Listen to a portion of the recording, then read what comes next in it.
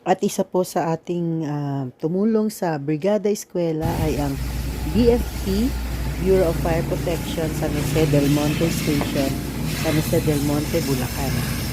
At nilinis po ng sa pamagitan ng flushing, yung mga drainage, yung mga makalat na kami na catwalk at saka yung covered court. Maraming salamat po muli sa inyo, BFP, Bureau of Fire Protection, San Jose del Monte, Bulacan.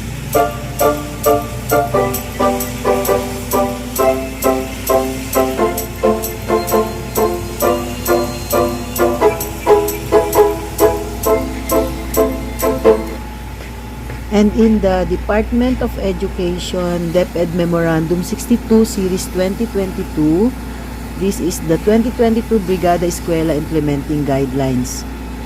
The Department of Education, through the external partnerships, shall implement the Brigada Eskwela program in time for the preparation for the opening of classes for school year 2022-2023 on August 22, 2022.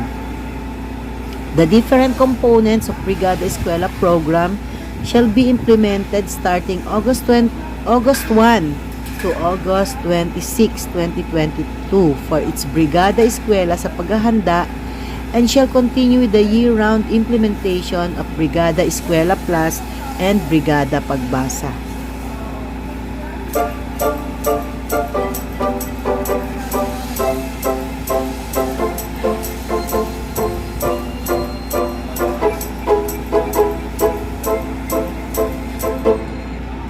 And from DepEd Memorandum 62 Series 2022, the Brigada program shall focus on the following. Number 1, implementation of schools maintenance and repair activities. So maraming salamat po dahil natulungan kami sa pagpapalinis ng kapaligiran through the Bureau of Fire Protection or Bureau of Fire Brigade from San Jose del Monte, Bulacan. Letter B, strengthen partnership engagements with partner stakeholders that complement efforts to ensure quality basic education. So, hindi lamang po pagpapalinis, kundi pwede po natin silang i-partner sa pagpapabasa at iba pa tungkol sa pag-aaral.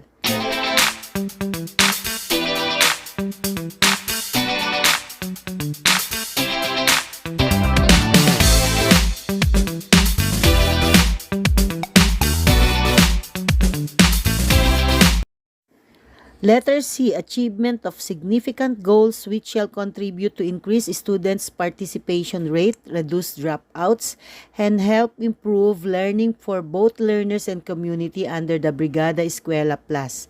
So, pwede po natin silang matap para sa pagpapatulong po para makibahagi sila na maiwasan po yung dropout. Ano po ba yung dropout? Yung nag-stop ng schooling.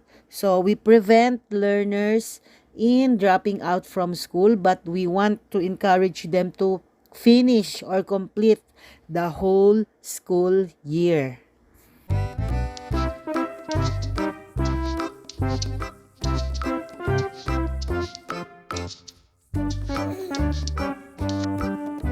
And letter D, creation of community-based organizations to get total community commitment for collaborative programs and projects, including the Brigada Pagbasa, BP, a partnership initiative in response to Hamon Bawat Bata Bumabasa, issued under DepEd Memorandum Number 173, Series 2019. Ang lahat po na ito ay nakasulat sa mga programs and projects consistent with DepEd Order 40, Series 2015. Next, letter D, creation of a network of community-based organizations to get total community commitment for collaborative programs and projects, including the Brigada Pagbasa or BP, a partnership initiative in response to Hamon Bawat Bata Bumabasa, issued under DepEd Memorandum DM number 173 Series 2019, and other partnership programs and projects consistent with DepEd Order 40 Series 2015 on K-12 partnerships.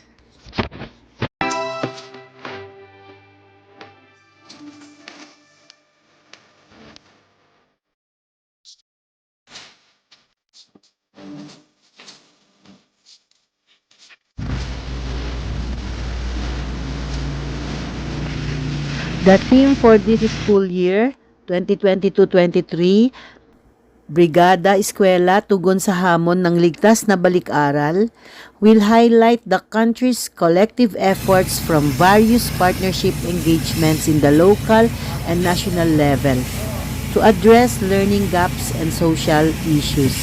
These engagements shall create a safe learning environment for the learners, teaching and non-teaching personnel, and community for the achievement of quality basic education.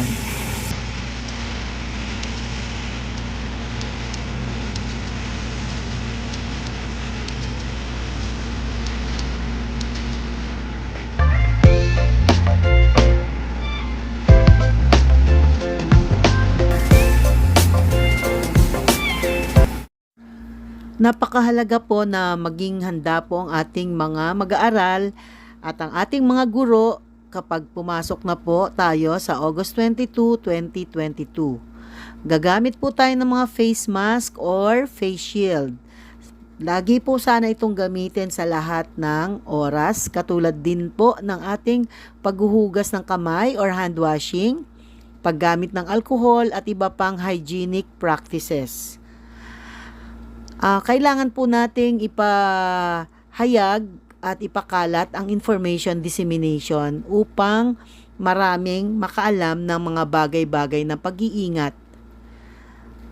Itong lahat ng ito ay ginagawa natin upang maingatan po ang ating paaralan, ang ating mag-aaral, ang ating magulang, mga guro sa kumakalat pa rin na coronavirus disease, COVID-19, and other infectious diseases.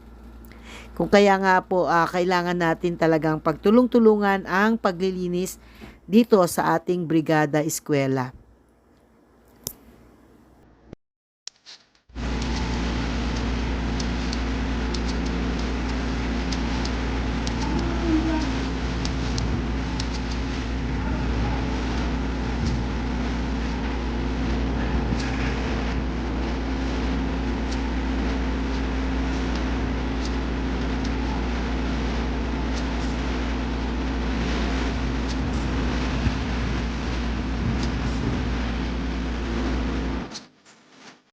The Brigada Eskwela activity shall focus on addressing the challenges and learning resource gaps of learners for face-to-face classes, which shall be fully implemented in all public schools nationwide by November 2, 2022. This will ensure the quality basic education will continue despite the challenges posed by COVID-19 endemic phase.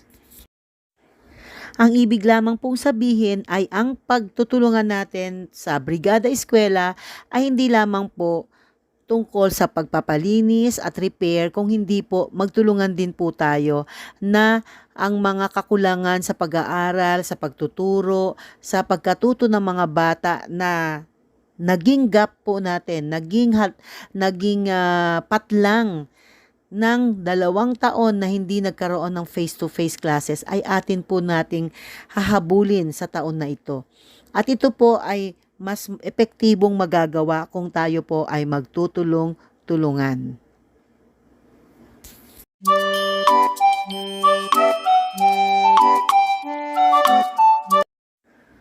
Para sa mga schedule po natin na hindi pa natin nagagawa, August 1 to 26, Brigada Implementation, yan po yung kasalukuyan natin ginagawa sa ngayon.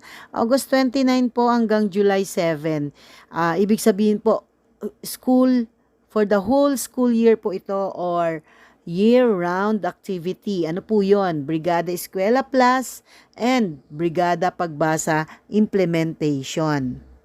Submission po ng accomplishment report by November 30, 2022 at ang awarding naman po ay gaganapin sa February to March 2023. The Brigada Eskwela or the Brigada Pagbasa, BP, as a form of Brigada Eskwela is an after-school reading program in response to hamon, bawat bata, bumabasa.